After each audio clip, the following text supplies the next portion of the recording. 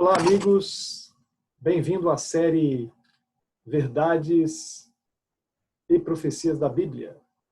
Meu nome é Eustáquio Andrade, sou formado em Teologia pelo Centro Universitário de São Paulo, UNASP, e Deus tem colocado em nosso coração em iniciar essa série para compartilhar conhecimento bíblico com os nossos amigos, com todos vocês que estão acessando, tanto pelo Face como o YouTube também. Temos a certeza que será uma bênção para todos nós. Eu também, ao preparar essa série, tenho aprendido muitas coisas. Então, que Deus abençoe você, que você possa compartilhar com seus amigos e familiares também. Não será em forma de pregação, mas em forma de aulas da Bíblia, da Palavra de Deus. Vamos estudar temas muito importantes. Vamos iniciar hoje falando da própria Bíblia, como ela veio até nós, e algumas curiosidades interessantes, porque a Bíblia é a palavra de Deus. Tudo isso nós vamos tentar entender nesse primeiro tema. Depois, o próximo tema, vamos entrar direto na teologia bíblica, tá bom? Então, não esqueça de compartilhar isso com seus amigos também. Obviamente, se você gostar, eu tenho certeza que você vai gostar.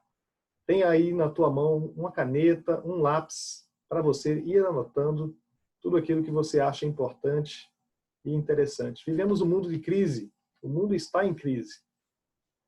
E mais pessoas têm sido despertadas para estudar a Bíblia.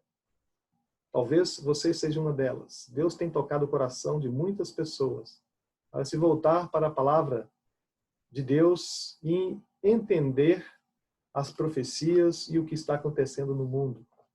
O mundo que vive sem esperança. E a Bíblia é um livro que fala de esperança. Antes de começarmos, eu gostaria de convidar você que está nos assistindo agora para fechar os olhos, voltar os seus pensamentos a Deus e fazermos uma breve oração. Podemos? Nosso Senhor e Deus, eterno Pai, com alegria que estamos aqui para iniciar essa série. Pedimos aqui a Tua presença, que Teu Espírito esteja conosco e que o Senhor venha abençoar tudo que seja falado aqui para a honra e glória do Teu santo nome. Nos entregamos a Ti neste momento, pedindo a Tua iluminação. Oramos em nome de Jesus. Amém. Queridos, nesta série bíblica, começaremos hoje com a palavra de Deus, a Bíblia, e as curiosidades em torno dela. Mas, os próximos temas, vamos entrar em temas importantes da Bíblia. Por exemplo, criação, o plano da salvação, a queda e o pecado. Se Deus criou tudo perfeito, por que existe o pecado? Por que Deus permitiu que o pecado entrasse no mundo? O que a Bíblia fala sobre o plano da salvação? Por que precisamos ser salvos? Salvos de quê? Por que Jesus teve que vir morrer por nós? Quem é Jesus? A Bíblia fala que Jesus vai voltar. O que será isso? Será que está na palavra de Deus? Será que realmente é verdade? Quando Jesus vai voltar? Quais são os sinais da tua vinda? Qual seria a condição do mundo na época que Jesus voltaria? O que podemos entender sobre a volta de Jesus? O estado do homem na morte, o que acontece quando a pessoa morre, para onde ela vai? Veja, são assuntos importantes, relevantes, interessantes na palavra de Deus. Mas hoje nós vamos ficar com o assunto da Bíblia. O que diz a Bíblia? Por que é um livro tão importante para nós? Por que a Bíblia é um livro diferente de todos os livros de muitas religiões, de todas as literaturas? O que faz dela algo especial? O que temos hoje é realmente a palavra de Deus? Nós vamos tentar aqui gastar um tempo fazendo uma introdução especial à palavra de Deus. A Bíblia é uma revelação de Deus. E Deus, ele se revela de várias maneiras. Por que Deus se revela? Veja, a Bíblia nos diz que quando Deus criou o mundo, não havia separação entre o mundo espiritual e o mundo natural, o nosso mundo. Deus se comunicava com Adão face a face. Tanto no Jardim do Éden, ele veio conversar com Adão depois do pecado, face a face. Depois do pecado, mais tarde, houve uma separação, então, entre Deus, o mundo espiritual e o nosso mundo. Então, houve uma necessidade de Deus se revelar ao ser humano com o passar das gerações. E Deus se revela de várias maneiras. E duas revelações nós temos, pelo menos, e vamos falar um pouquinho delas aqui. Temos a revelação que chamamos de revelação geral e a revelação especial. O que seriam essas duas maneiras de Deus se revelar a nós? Veja, a revelação geral, ela acontece através da natureza e através da consciência. Ou seja, Deus se revela ao ser humano através da natureza. Lá em Romanos capítulo 1, verso 20, e também em Salmo 19, Deus, ali vem alguns versos para nós entendermos o que é uma revelação geral através da natureza. Romanos diz assim, o apóstolo Paulo, porque os atributos invisíveis de Deus, assim como o seu eterno poder, como também a sua própria divindade, claramente se conhecem desde o princípio do mundo, sendo percebidos por meio das coisas que foram criadas. Tais homens são, por isso, indesculpáveis. Veja que interessante. Aqui o apóstolo Paulo nos diz que os atributos invisíveis de Deus e o seu poder são reconhecidos e facilmente entendidos através das coisas que foram criadas. Quando nós vemos o universo, quando nós vemos o ser humano, como nós vemos a criação, nós entendemos e podemos ter a certeza que Deus existe. E é algo óbvio. Veja o que diz Salmo 19. Os céus proclamam a glória de Deus e o firmamento anuncia as obras das suas mãos. Um dia discursa a outro dia e uma noite revela o conhecimento a outra noite. Veja, a natureza, ela dá um show de milagres. Tudo funcionando, o sol, a lua, a terra, tudo girando um em torno do outro e nada se bate. Deus fez tudo com leis maravilhosas que funcionam há milênios. A vida na terra, cada célula que nós temos, uma célula se juntando a outra, vai se formando os órgãos de um corpo humano, a visão, tudo é um milagre.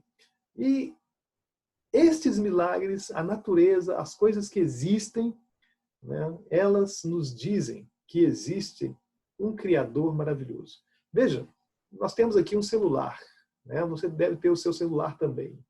E quando olhamos para o celular, aqui vimos um monte de ferro, de alumínio, de cobre, de plástico, de borracha, e tudo aqui ajuntando forma-se um aparelho que nós podemos nos comunicar com pessoas que estão perto, pessoas que estão longe, de maneira virtual.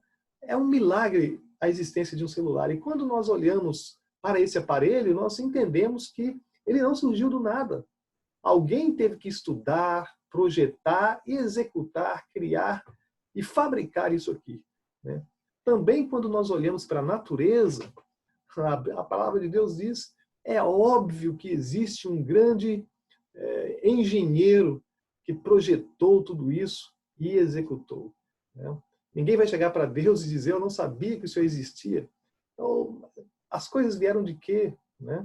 Portanto, a Bíblia, a criação, a existência de Deus não é algo só pela fé, mas é algo racional e inteligente. Deus existe. E ele é poderoso, diz a palavra de Deus.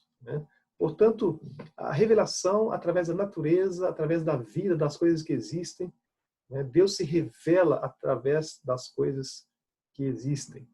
A outra maneira de Deus se revelar também é através da consciência.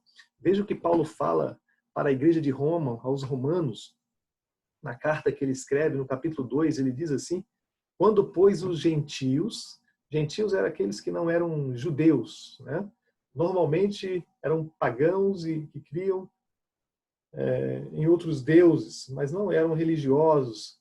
e adoradores do Deus verdadeiro. Então, Paulo fala, quando, pois, os gentios que não têm lei procedem por natureza de conformidade com a lei, não tendo lei, servem eles de lei para si mesmos. Estes mostram a norma da lei gravada no seu coração, testemunhando-lhes também a consciência.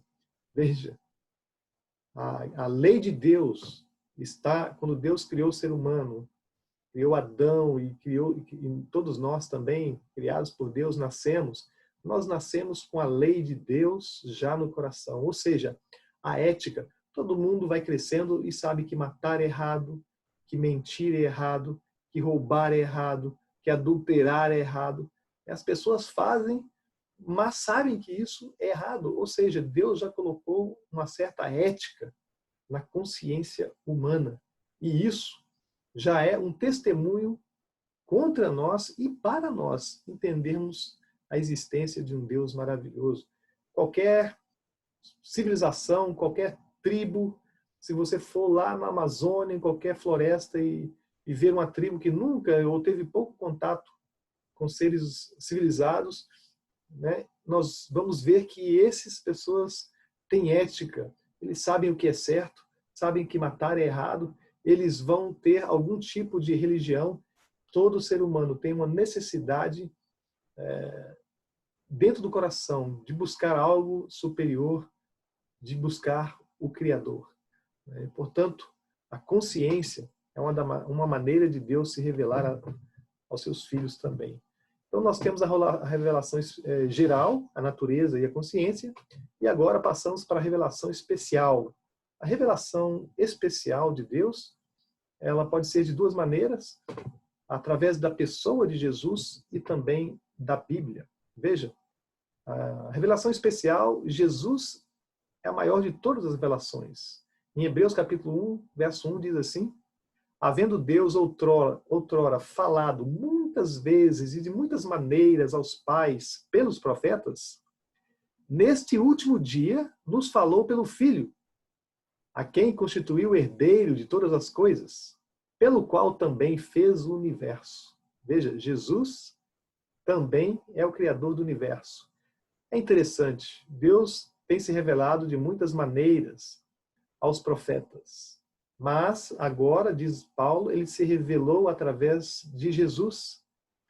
Deus não se contentou simplesmente em enviar mensagens. Ele veio pessoalmente. Jesus, Deus se fez carne e habitou entre nós. E nós vimos a sua glória, diz o apóstolo João. Então, Deus ele se fez como um de nós, para trazer a mensagem do céu para nós, uma mensagem de salvação. Ele veio pessoalmente. Jesus, ele é o foco de toda a mensagem bíblica. Ele é o personagem principal da Bíblia. Ele veio a revelar a si mesmo a salvação, revelar a divindade, o Pai e o Espírito Santo. Portanto, Cristo é a maior de todas as revelações de Deus. Veja, além de Jesus, a revelação especial, Deus se revela também através da Bíblia, a sua palavra. O que faz da Bíblia um livro tão diferenciado. Veja o que diz Paulo, na sua carta enviada para Timóteo. Ele diz no capítulo 3, na segunda carta, toda a Escritura é inspirada por Deus e útil para o ensino, para a repreensão, para a correção, para a educação na justiça, a fim de que o homem seja perfeito e perfeitamente habilitado para toda boa obra. Veja que interessante. Toda a Escritura é inspirada por Deus. Toda ela. Do início até o fim. Agora, o que é inspirada? Quando você inspira, você está puxando ar para dentro. Então, nesse sentido, qual é o sentido de Deus? A Escritura é inspirada por Deus. Deus inspirou em nós a palavra dele, ou seja, nos profetas, no ser humano. Deus usou instrumentos humanos para trazer o conhecimento da sua vontade. Então, ele inspirou profetas a falar a mensagem que ele tinha, que ele tem para todos nós. Inspiração. Qual é a natureza da inspiração? Vamos falar um pouquinho, porque é interessante entender isso. A natureza da inspiração divina, a inspiração da Bíblia, para entendermos por que a Bíblia é um livro inspirado. Temos aqui pelo menos 3 pensamentos existentes hoje no mundo que falam de inspiração. E cada um diverge do outro. Mas veja só, tem um pensamento do modernismo, né? Diz que a Bíblia contém a palavra de Deus. É interessante que aqueles que creem nessa linha de pensamento, eles creem que a Bíblia, não que a Bíblia é a palavra de Deus, mas que a Bíblia contém a palavra de Deus. Tem partes dela que são a palavra de Deus. Então, tem coisa que é inspirada, tem coisa que não é. Aí é meio complicado. A Bíblia diz que toda a palavra, toda a escritura é inspirada por Deus. Então, não está bem em harmonia com a Bíblia. A neo-ortodoxia também é um pensamento interessante. Eles pensam que a Bíblia torna-se a palavra de Deus. O que é isso? Veja, a crença nesse tipo de ideia é que no passado Deus se revelou aos profetas e os profetas tiveram uma experiência espiritual com Deus e Deus se revelou a eles. E eles então escreveram a Bíblia. Mas a Bíblia é importante para eles, na época deles, já está ultrapassada.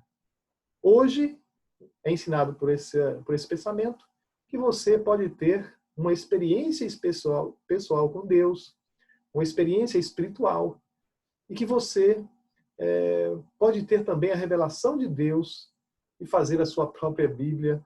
Né? Deus se revela a você. Então, a religião verdadeira é você. Né? O Espírito Santo é que vai falar com você. Então, você vai ter uma experiência espiritual e o Espírito Santo vai te revelar. Essa é uma maneira de pensar. E às vezes, quando uma pessoa vai falar com alguém da Bíblia, alguém reage assim: não, eu entendi, eu li na Bíblia, mas eu vou esperar que o Espírito me fale. Se o Espírito Santo me disser, né, veja, Jesus não agiu assim. Jesus, quando foi abordado por Satanás, Jesus disse: está escrito. Assim diz o Senhor. 3 vezes Jesus menciona a Bíblia para se defender dos ataques do inimigo. Para Jesus, a Bíblia é o seu manual. Está escrito. O apóstolo Paulo diz que se um anjo descer do céu, ele diz em Gálatas capítulo 1, se um anjo descer do céu pregando outro evangelho além do que foi ensinado, considere-o maldito, anátema. É interessante isso. Portanto, o Espírito Santo já revelou a sua vontade através da Bíblia. É perigoso ficar ouvindo vozes. A gente não pode confiar em vozes. Nós temos a palavra de Deus e nela devemos confiar. Portanto, queridos, esse pensamento também é perigoso. Né? O Espírito me diz. João fala para tomar cuidado com os espíritos. Né? Devemos testar o Espírito, se é de Deus ou não. Como testamos? Pela palavra. Assim diz o Senhor. Pois foi assim que Jesus agiu. Né? Então o Espírito Santo não vai contradizer a Bíblia. Se você viu na palavra de Deus, já está revelado para você. E o outro pensamento da ortodoxia diz que a Bíblia é a palavra de Deus. E nós ficamos com esse pensamento. No entanto, há uma divergência aqui, 2 ideias diferentes. Né? Tem um grupo que crê na ortodoxia, a Bíblia é a palavra de Deus, mas que creem que a Bíblia é um ditado verbal. Outros creem na Bíblia como conceitos inspirados. Veja a diferença. O ditado verbal, essa ideia crê que a Bíblia foi ditada por Deus palavra por palavra. E aqueles que creem nesta ideia, a gente respeita todas as ideias, obviamente, mas se a pessoa crê que a Bíblia foi ditada letra por letra, ela vai incorrer em alguns problemas, em muitos problemas, que nós não temos tempo aqui. Precisaríamos de uma outra aula para entender isso. Podemos fazer isso futuramente. Né? Mas a ideia de conceitos inspirados, ela está mais de acordo em harmonia com a Bíblia. Diz assim. Como é essa ideia? Ali, Deus deu aos profetas a inspiração dos conceitos e os homens exprimiram em termos humanos, segundo seus próprios estilos. Ou seja, Deus inspira a mente do homem. Então, nessa ideia, Deus inspirou a mente do profeta. Inspirou a sua vontade na mente do profeta, inspirou a mente dele. E o profeta, recebendo agora a mensagem de Deus, de acordo com o seu estilo, a sua maneira de ser, a sua maneira de ver o mundo, a sua capacidade, a sua cultura, ele vai transmitir a mensagem de Deus. Por isso que você vê, por exemplo, Isaías, escrevendo numa linguagem clássica, difícil, era um homem altamente educado. Você vê Paulo também, muito estudado, escrevendo de maneira... Pedro fala até algumas coisas difíceis de entender, porque ele tinha uma linguagem, um certo tipo de estudo. Diferentemente, você vê, às vezes, o Apocalipse, escrito por João, com uma linguagem pobre, fraca, né? Mas é o jeito de João. Ele era um pescador. Pedro também escreve como um pescador, uma pessoa simples. Então, você vai ver diferenças de ideias de acordo com a cultura e conhecimento de cada profeta. E Deus respeitou essa limitação de cada pessoa, né? Então, Deus transmite a sua mensagem e cada um, de acordo com o seu conhecimento, sua visão de mundo, vai transmitir para nós essa mensagem, né? Veja, esse pensamento do livro Mensagens Escolhidas. A escritora diz: a mente divina, bem como a sua vontade, é combinada com a mente e a vontade humanas. Assim, as declarações do homem são a palavra de Deus. Ou seja, a Bíblia é a palavra de Deus na linguagem humana. Então, a Bíblia foi uma parceria. Primeiramente, Deus é o autor, a fonte primária, né? Ele é o verdadeiro autor da Bíblia e ele inspira a Bíblia nos profetas, a sua vontade, a sua mensagem. E os profetas, então, vão falar de Deus, né? Da mensagem de Deus de acordo com o jeito de cada um. Então, a Bíblia, podemos dizer que é uma parceria. Ela é 100% divina, mas também 100% humana. E Deus fez uma parceria com o ser humano para transmitir a sua mensagem. Então, a Bíblia é a palavra de Deus na linguagem humana. É óbvio, Deus não transmitiu na sua linguagem, na linguagem celestial, nós não entenderíamos, né? Por que Cristo teve que vir a esse mundo e se revelar ao ser humano? Ele veio pessoalmente trazer a mensagem. Ele se fez como um de nós. E a mensagem tem que ser dada não no nível de Deus, mas no nosso nível. Correto? Então Deus respeitou essa inspiração e essa revelação. Então a Bíblia, queridos, é uma revelação especial de Deus, né? A Bíblia é um best-seller.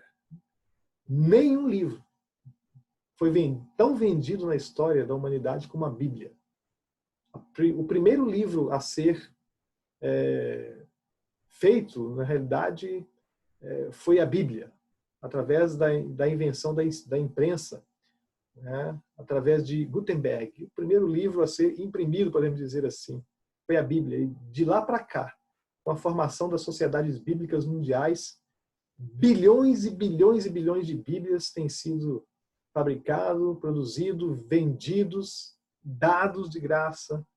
Quase todas as casas no mundo onde o cristianismo está tem a Bíblia, a palavra de Deus, né? Que é vendido bem baratinho, muito mais barato que muitos livros. É um best-seller em toda a história da humanidade. Falando da Bíblia, a Bíblia é uma compilação de 66 livros que foram escritos ao longo de séculos. Ao longo de muitos séculos foram se compilando livros. 39 livros fazem parte do Antigo Testamento e 27 livros do Novo Testamento. O Antigo Testamento são livros que existiram antes de Jesus. E o Novo Testamento são livros que existiram falando ali durante a vida de Jesus, falando de sua vida e depois dele. Obviamente, os livros do Novo Testamento foram escritos alguns anos depois de Cristo, contando a sua história, a história da salvação. Então, juntando os 39 livros do Antigo Testamento, o livro dos judeus, mais os 27 livros do Novo Testamento, forma-se então o que temos hoje, a Bíblia Sagrada, a Palavra de Deus. A Bíblia foi escrita num período de 1.600 anos. Moisés foi o primeiro escritor e autor da Bíblia. ele escreve o Pentateuco, ou seja, os 5 primeiros livros da Bíblia, por volta do ano 1500, um pouco mais antes de Cristo. E o último livro a ser escrito da Bíblia foi o livro de Apocalipse, escrito pelo apóstolo João, cerca do ano 100 depois de Cristo, ou seja, já na nossa era. Então há um período ali de 1600 anos. E Deus usou cerca de 40 autores, 40 pessoas, 40 profetas e pessoas normais também, todos eram normais, obviamente, para transmitir a sua vontade. Alguns livros, alguns profetas receberam uma revelação direta de Deus, outros eram inspirados para escrever. Por exemplo, Mateus, os evangelhos, Marcos, Lucas, eles relataram. E Mateus esteve presente com Jesus, Lucas não esteve presente. Ele vai então pesquisar, fazer uma pesquisa, ouvir o testemunho de pessoas, ler talvez o evangelho de Marcos, que estava já feito. Então ele vai redigir a sua história, a história de Cristo, de acordo com a visão. E assim a Bíblia usou pessoas de vários níveis, de várias culturas, homens diferentes.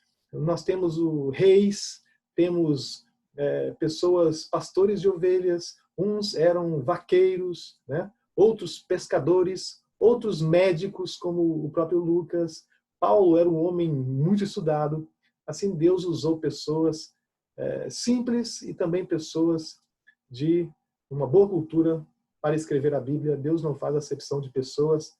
Qualquer pessoa pode se conectar com Deus, as mais simples até as mais estudadas também, né? Veja, a Bíblia foi escrita em 3 línguas. O Antigo Testamento, escrito em hebraico, quase na totalidade, a língua dos judeus, e algumas partes na língua aramaica, né? O Novo Testamento já foi escrito na língua grega, né? A língua grega. E também a Bíblia foi escrita em 3 continentes, na Ásia, na África e na Europa. Veja, na Ásia, o Oriente Médio, parte da Ásia, ali onde está Israel.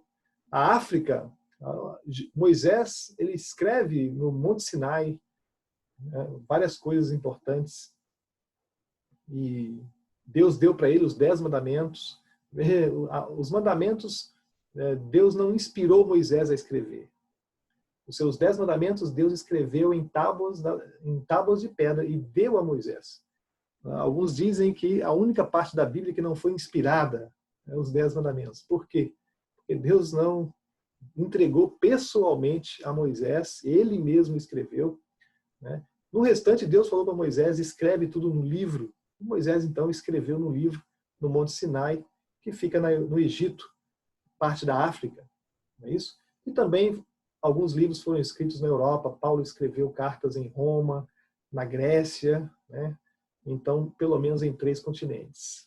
Veja, hoje não temos mais o original da Bíblia, os originais. O que temos são manuscritos antigos da Bíblia. Agora, o que temos hoje é confiável? Em muitos círculos universitários, é ensinado que o que temos hoje da Bíblia você não pode confiar, né? Então há um movimento muito forte, ateísta, principalmente no meio universitário, né? Não quer dizer que todos os que estão no meio universitário são ateus, nada disso. Tem muitos cristãos, muitos cientistas que são cristãos também e defendem a Bíblia, a palavra de Deus. Temos pessoas ali que são testemunhos vivos de Deus nos centros universitários. Mas muitos, né, não creem e querem lançar um descrédito à Bíblia, dizendo que o que temos hoje não é confiável. Mas muitas dessas pessoas ensinam, por exemplo, que Platão, Aristóteles e os filósofos ensinam filosofias nas universidades. E Platão, Aristóteles e outros filósofos gregos que viveram no passado, né, são pessoas inteligentes, filósofos maravilhosos que falavam coisas interessantes. E eles ensinam estas verdades. Mas veja, o que temos hoje também, não temos o original dessas pessoas, o texto original. O que temos são cópias escritas e antigas, né? Por exemplo, os manuscritos antigos de Platão, que viveram com Aristóteles ali, os filósofos 300, 400 anos antes de Cristo. Veja, 3, 4 séculos antes de Cristo, eles viveram. De Platão, nós temos 7 cópias dos seus escritos, né? Só que não são cópias feitas por eles. São cópias que são datadas mais ou menos do ano 700 depois de Cristo. Ou seja, eles viveram 300 anos antes de Cristo. As cópias que temos hoje são 700 anos depois de Cristo, ou seja, um período de 1000 anos, do tempo em que eles viveram até do tempo em que foi escrito sobre eles. 1000 anos se passaram. E temos apenas 7 cópias. Também o filósofo Heródoto, né, que viveu mais ou menos ali na mesma época, são 8 cópias. E também datadas de praticamente 1000 anos, né, entre o período em que ele viveu e o período da datação dessas cópias, né? São apenas 8 cópias. A Ilíada de Homero tem um pouco mais de cópia, 263 cópias, ensinados na universidade, tudo isso como verdades, né? Agora veja a Bíblia, que interessante. A Bíblia tem cerca de 25 mil manuscritos. 25 mil manuscritos. É pouco, né? Para a ciência que estuda os textos antigos, a crítica textual, quanto mais manuscritos você tem, mais fácil fica de detectar a veracidade dos textos, né? E é importante também a datação desses manuscritos. Por exemplo, os filósofos ali você tem um espaço de 1000 anos. A Bíblia você tem um espaço de 20 anos, né? Por exemplo, João, ele vai morrer próximo do ano 100. Ali no ano 120 já temos manuscritos datados dessa época. E muitos manuscritos que vêm poucos anos depois. Manuscritos desses 25 mil, temos a Bíblia inteira, tem pedaços de livros, tem às vezes livros, somente alguns livros separados. Então são muitas cópias, né? E quando a crítica textual compara essas cópias, é óbvio que quando a Bíblia foi transmitida, houve alguns problemas, né? Muitas pessoas que escreviam, não eram, que copiavam a Bíblia, e ela era assim produzida manualmente, às vezes não tinha grande estudo. Às vezes pegava o livro, ia, olhava lá, um verso, lia e copiava aqui. Lia e copiava aqui. Quando voltava para ler lá, às vezes saltava um verso, às vezes errava uma palavra aqui, né? Mas a crítica textual que estuda vai pegando todos os textos e comparando, e vai chegando ao que temos praticamente o original. O que você tem na sua casa hoje, a palavra de Deus, você pode confiar, né? Graças à crítica textual, que nós temos um livro realmente que é verdadeiro e confiável, né? Com certeza Deus tem dirigido na história, Deus usou os meios normais da história para trazer a sua palavra até nós. E a Bíblia tem sofrido ataques através dos séculos, mas tem resistido a todos os ataques e tem chegado até nós e sendo de uma relevância muito grande para a vida de todos nós. O que faz da Bíblia um livro especial e inspirado? Tem muitas coisas que poderíamos falar aqui, mas eu gostaria de citar pelo menos 4 pontos que fazem da Bíblia um livro diferenciado, especial e diferente de todas as religiões, né, de todas as literaturas de outras religiões. Respeitamos a todas, né? Mas o que faz a Bíblia um livro realmente especial? Primeiro, a sua harmonia. A sua harmonia. A Bíblia não se contradiz.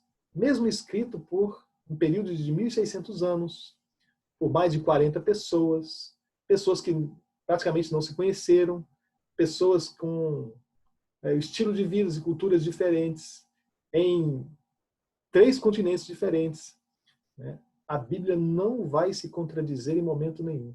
Há uma harmonia maravilhosa em todos os princípios ensinados na palavra de Deus. Não há contradição na vontade de Deus e nos seus ensinos. Às vezes, alguns pegam um verso aqui e um verso ali e botam esses versos de frente a frente e ali está uma aparente contradição. Mas quando nós estudamos o verdadeiro contexto do texto, do verso, né, dentro de uma organização bíblica, notamos que não há contradição. Às vezes foi uma má interpretação do verso, né? Portanto, a Bíblia ela tem uma harmonia maravilhosa e isto faz dela um livro especial. Um outro ponto importante e interessante é a harmonia da Bíblia com a ciência. Veja, a Bíblia não é um livro científico, nem um tratado de ciências. A Bíblia é um livro que conta a história humana, a história espiritual, a origem de todas as coisas, a história do pecado e a solução que Deus traz para resolver esse problema. A Bíblia ela nos traz uma revelação suficiente para entendermos a salvação. Agora, o que a Bíblia fala de ciência, a Bíblia está de acordo com a verdadeira ciência. Vamos dar aqui, citar alguns exemplos. Talvez você vai ficar meio, de acordo com as ideias que você tem hoje, vai ficar meio assim, com o pé atrás, né? Mas não lance em descrédito toda a nossa mensagem por causa de um ponto que você discorda. Mas está na palavra de Deus, né? Primeiro, Gênesis capítulo 1, verso 1.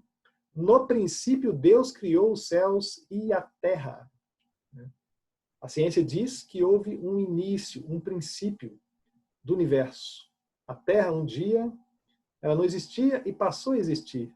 A Bíblia também fala a mesma coisa. Houve um início, um princípio, onde tudo foi criado e passou a existir, né? A única diferença é no entendimento como surgiu, mas que surgiu, tanto a Bíblia como a ciência vai dizer. Volto a dizer que muitos cientistas hoje são criacionistas e têm um entendimento de Deus criador, né? Então, esse é um ponto. Segundo ponto, a Bíblia e a ciência. Veja o que diz Jó.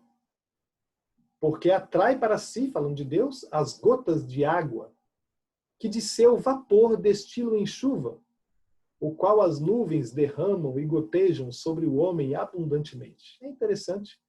Moisés escreve aqui cerca de 1500 anos antes de Cristo, acerca de Jó, que viveu bem antes.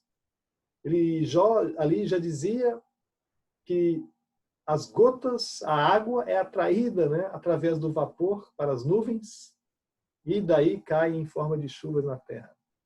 Pura ciência. Hoje nós sabemos que isso é verdade. Naquela época, não sabiam eles que a água subia em forma de vapor. Só sabiam através de revelação divina. Veja o que diz também o livro de Jó, capítulo 26, verso 7. Ele faz pairar a terra sobre o nada. Deus faz a terra pairar sobre o nada. No espaço, muitos no passado criam que a terra era sustentada no mundo, né, da cultura grega, greco-romana, a terra era sustentada por pilares.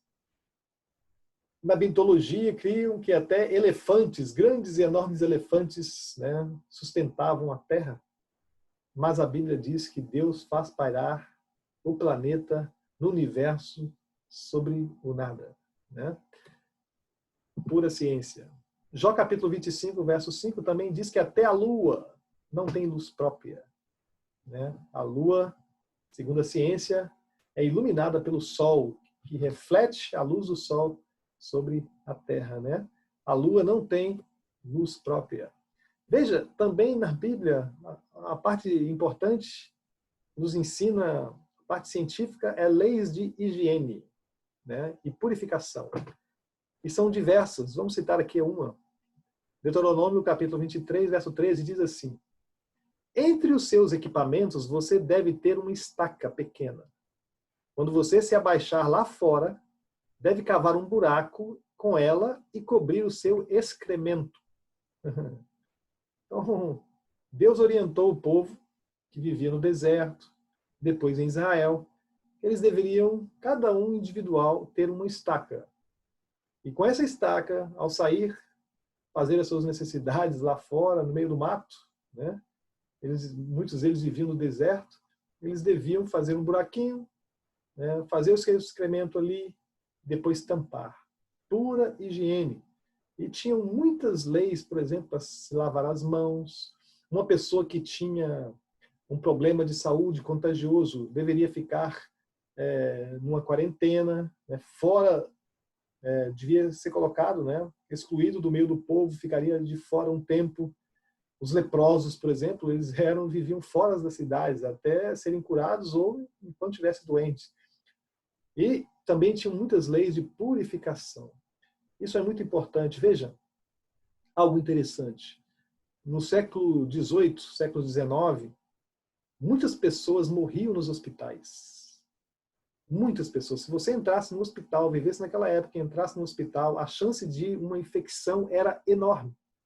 Até que um hospital nos Estados Unidos resolveu colocar em prática leis bíblicas de higiene. E começaram a limpar e purificar tudo. Para a surpresa daquele hospital, a porcentagem de infecção no hospital caiu drasticamente. E isso, então, serviu de estudo e parâmetro para que todos os hospitais do mundo começassem, então, um processo de purificação e limpeza nos hospitais. E isso, então, foi visto, mais para frente estudado, né, que bactérias e vírus estavam ali no ar e infectavam tudo. Por isso que morriam muitas pessoas nos hospitais. Então, isso foi uma bênção. Por quê? Porque alguém resolveu botar em prática as leis de higiênicas já ensinadas por Deus. Né? Queridos, um outro ponto importante para entendermos por que a Bíblia é um livro diferenciado, e esse é um ponto extremamente importante, não o mais importante, mas extremamente importante, são as profecias da Bíblia. Né? Pedro vai falar algo interessante. Ele vai dizer, o apóstolo Pedro, em sua carta, segundo Pedro, ele vai dizer que a Bíblia, a profecia, é como uma lâmpada que ilumina numa madrugada escura, até que o sol venha nascendo de manhã, né, e clareie todo o mundo. Nós vivemos num mundo escuro, numa madrugada humana, de trevas. Trevas de comportamento, trevas de ideologias, de filosofias, trevas de conhecimento, trevas morais, e a Bíblia e as profecias são como luz que nos ilumina. Com certeza, muitas profecias já se cumpriram. E quando as profecias se cumpriram, elas servem de esperança, porque nós olhamos para as profecias que estão adiante de nós e pensamos, bem, se as profecias no passado se cumpriram, nós temos a certeza que as profecias que estão para frente vão se cumprir também.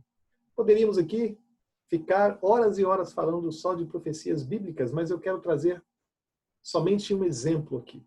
A Bíblia diz que sem a profecia o povo se corrompe. Por isso é necessário ter profecias. E Jesus diz, eu estou prevendo antes, para que quando acontecer vocês creiam. Né?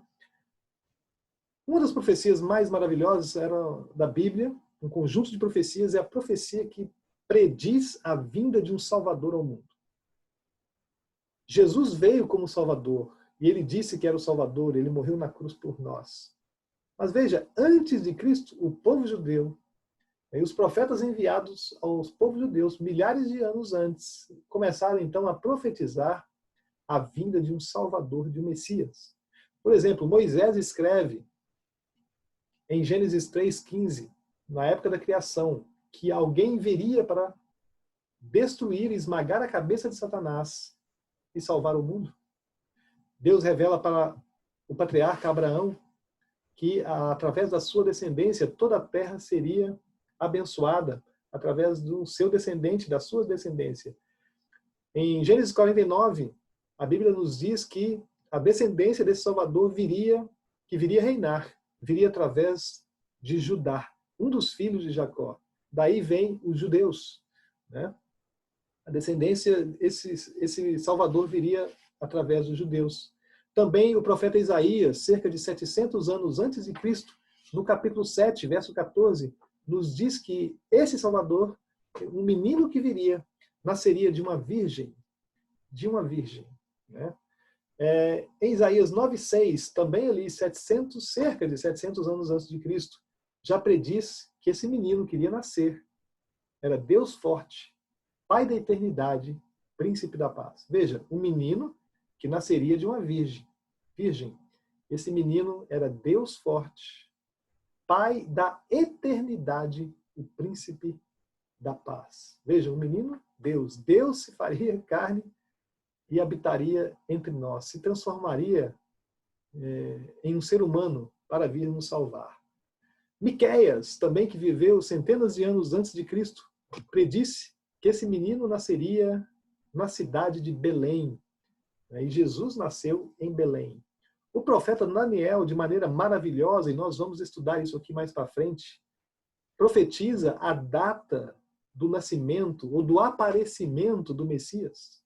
E quando cumpriu-se os anos, naquele mesmo ano Jesus foi batizado e começou o seu ministério. Daniel também profetiza que esse Messias, esse príncipe, morreria numa cruz. E quando deu o tempo, 3 anos e meio depois, Jesus morreu na cruz, depois do seu batismo, 3 anos e meio, ele morre. Salmo capítulo 22 nos fala que seus pés e mãos seriam traspassados, né? Dizendo e já prevendo que ele morreria na cruz, onde eles traspassavam pés e as mãos. Ali também diz que as suas vestes seriam distribuídas entre os soldados. Queridos, são muitas profecias e todas elas, centenas, dezenas de profecias que falavam da primeira vinda de Jesus. Estudiosos dizem que talvez existem 300 profecias falando da primeira vinda de Jesus, a sua vinda, a sua morte. O próprio Isaías fala que ele seria, capítulo 53, leia Isaías capítulo 53, depois do vídeo, você vai ficar impressionado. Isaías fala, né, que ele, como ovelha, seria entregue à morte, né? Como ovelha, ele foi levado ao matadouro e não abriu a sua boca. Isaías 53 é fantástico. Ali ele entregou e derramou a sua vida por nós. Leia Isaías 53. Né? Então, quando nós vimos essas centenas de profecias, todas elas se cumpriram fielmente. Quando nós vemos o profeta Daniel marcando a data da vinda de Salvador, nós entendemos que nós não aceitamos Jesus como Salvador simplesmente pela fé, mas pela razão também. É algo racional, já profetizado. Tudo aconteceu conforme escrito na palavra de Deus. E se nós cremos e entendemos isso, que se as profecias que predisseram a primeira vinda de Jesus, todas elas se cumpriram fielmente, isso nos dá a certeza que as profecias que falam da segunda vinda de Cristo, que as profecias que falam dos últimos dias, da restauração final de Deus, também vão se cumprir. E tudo que a Bíblia fala que iria acontecer no mundo, está acontecendo. Continue acompanhando essa série de estudos e compartilhando. Eu tenho certeza que você vai crescer bastante e vamos falar aqui dos pormenores das profecias da Bíblia e você vai se apaixonar pela Bíblia e pelo personagem central da Bíblia, que é a pessoa de Jesus. Né? Um quarto ponto que faz da Bíblia um livro maravilhoso, né, e importante é o seu poder. Queridos, não podemos negar o poder da Bíblia através dos séculos. Um livro que foi perseguido, muitas vezes queimado em praças públicas, né? Movimento de ateísmo no mundo que veio da Revolução, principalmente da Revolução Francesa, onde Bíblias e material foi queimado, perseguido, cristãos mortos. Mas a Bíblia sobreviveu a tudo isso, sobrevive até hoje, e durante o século, muitas vezes, os séculos, né, da Idade Média, foram muitas vezes proibidos de ler. Mas um livro que veio rompendo todas essas barreiras e chega até nós, como um livro poderoso. Um livro que transforma a vida das pessoas. Um livro que tem um poder sobrenatural sobre a vida, que transforma. Veja, a palavra de Deus é viva. Em Hebreus capítulo 12, Paulo, encantado e impressionado com a palavra de Deus, ele vai escrever: porque a palavra de Deus é viva e eficaz e mais cortante do que qualquer espada de 2 gumes, e penetra até o ponto de dividir a alma e o espírito, juntas e medulas, e é apta para discernir os pensamentos e propósitos do coração. Queridos, a palavra de Deus é viva. Ela penetra profundamente no coração humano e nos transforma. ela é poderosa para nos livrar de várias situações na Bíblia, né? Na vida. Veja, a Bíblia é poderosa e eficaz em momentos de depressão. É óbvio que, às vezes, a depressão precisa de um tratamento clínico, né, importante, um auxílio, mas a Bíblia é poderosa para transformar a vida de muitas, e a gente tem sido testemunhas que pessoas que se dedicam, mesmo passando momentos difíceis, ao estudo da palavra de Deus, se enchem de esperança e de vida, né, e são transformadas. A Bíblia é maravilhosa também para preservar as relações familiares, para preservar o casamento, para abençoar as pessoas, a família, e famílias que às vezes estão destruídas, são restauradas pelo poder de Deus. E Deus mantém essa restauração. Deus é poderoso. Deus é poderoso para livrar as pessoas dos vícios que acorrentam as pessoas de maneira forte e poderosa. Os vícios são a maneira das pessoas se autodestruírem. Nós ganhamos um corpo de Deus, um presente, devemos cuidar desse corpo como algo importante, porque é o único que temos. E muitas pessoas estão presas. Eu já conversei com muitos que estão acorrentados ao pecado, acorrentados aos vícios, e as pessoas falam, eu não tenho forças, para me livrar disso. E o vício realmente é algo forte, mas a Bíblia é poderosa para livrar as pessoas também dos vícios, do álcool, das drogas que têm acabado com a vida de muitas pessoas, e temos sido testemunhas desse poder maravilhoso da Bíblia sobre a vida de pessoas transformadas. A Bíblia transforma criminosos em pessoas bondosas e mansas. Um grande exemplo na Bíblia é o apóstolo Paulo, um homem que era um assassino, que arrastava cristãos para serem mortos. Deus o transformou, um dia ele teve um encontro especial com Deus e ele foi transformado pela palavra de Deus, passou a ser um homem manso, bondoso, né, um homem simples. Foi um grande exemplo no passado, mas hoje temos visto e temos tido muitos exemplos de pessoas que foram transformados pelo poder de Deus, né, pela palavra.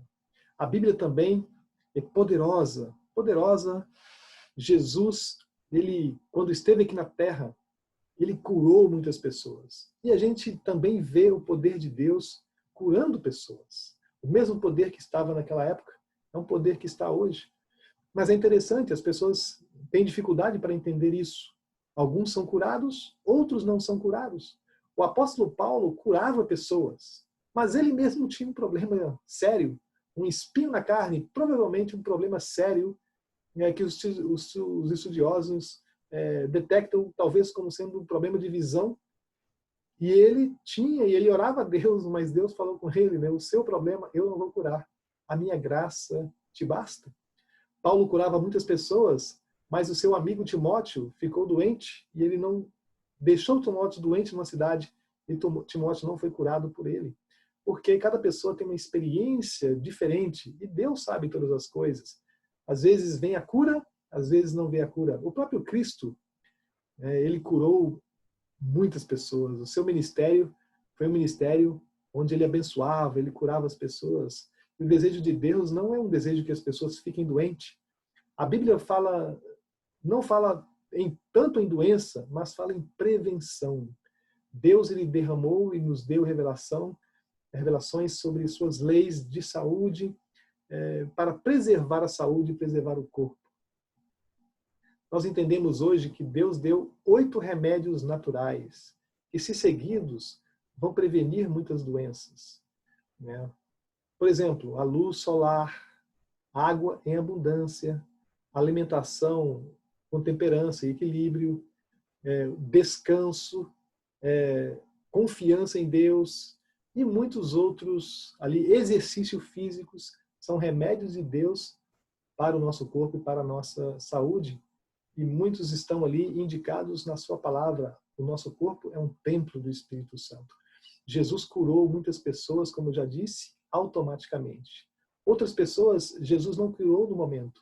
Jesus, por exemplo, um grupo de leprosos, Deus disse a eles, né? Vão e se apresentem no templo, ao sacerdote.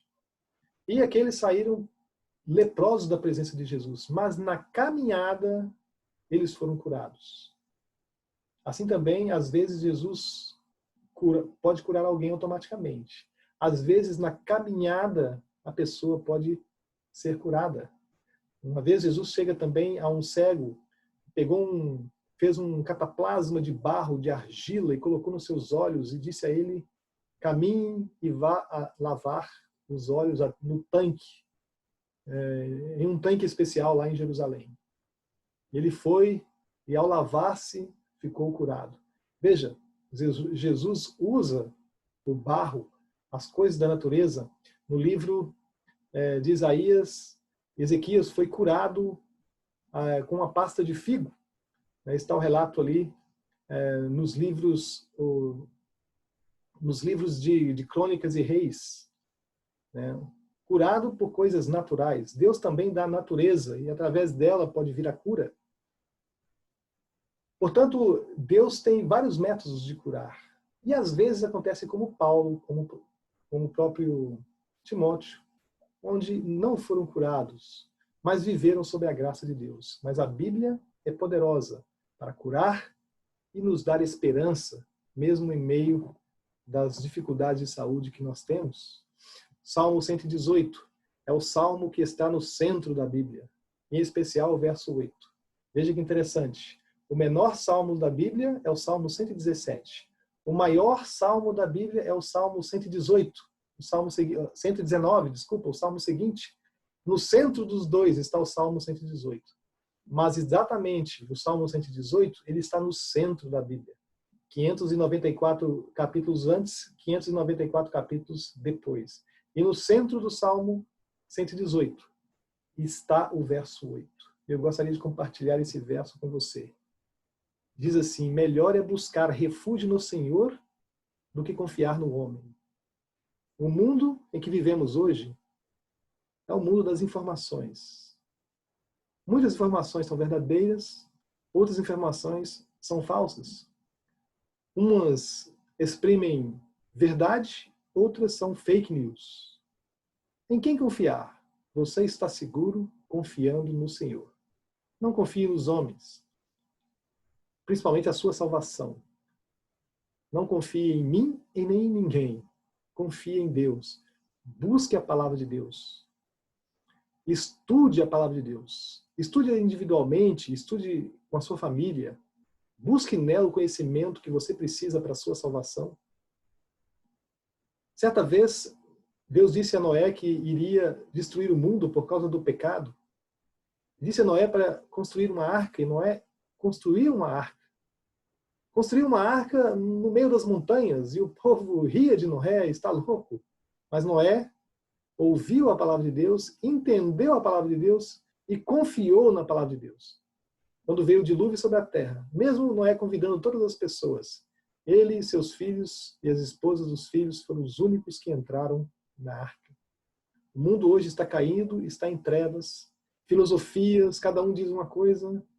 A melhor coisa é você confiar totalmente na Bíblia, na palavra de Deus e entrar na arca antes que seja tarde demais. Deus abençoe a sua vida. Convido você para orar mais uma vez e antes gostaria de deixar o último verso. Lâmpada para os meus pés é a tua palavra e luz para os meus caminhos. Que a Bíblia possa ser realmente lâmpada para os seus pés, para a sua vida, iluminando você e a sua caminhada neste mundo de trevas. Deus abençoe você. Vamos orar? Nosso Senhor e Deus, Pai querido, obrigado pelo estudo que tivemos aqui da tua palavra. Abençoe a vida de cada um daqui que estão nos ouvindo, seus familiares também. Que possamos buscar a ti o conhecimento da tua vontade cada vez mais. Em nome de Jesus oramos. Amém. Também, queridos, gostaria de recomendar e deixar a bênção aqui para vocês. Mas antes dessa bênção, recomendações, recomendo você o site biblia.com.br/curso. Você vai encontrar ali muitos estudos da Bíblia importantes para você crescer no conhecimento da vontade de Deus. biblia.com.br. Também assista a TV Novo Tempo pela Sky, canal 33, Oi, canal 214, Claro e NET, canal 184. Também nas parabólicas abertas aí, quem tem parabólicas, né, convencionais, você vai encontrar aí a Novo Tempo. E também, se você ir pelo celular, dá para acessar ntplay.com/ao vivo. Você vai acessar também a TV Novo Tempo no seu celular, no seu computador. Deixo com você a bênção de Números, capítulo 6. O Senhor te abençoe e te guarde. O Senhor tenha sobre ti os seus olhos e tenha misericórdia de ti. E o Senhor levante o seu rosto sobre ti e lhe dê a paz. Deus abençoe. Até o próximo estudo.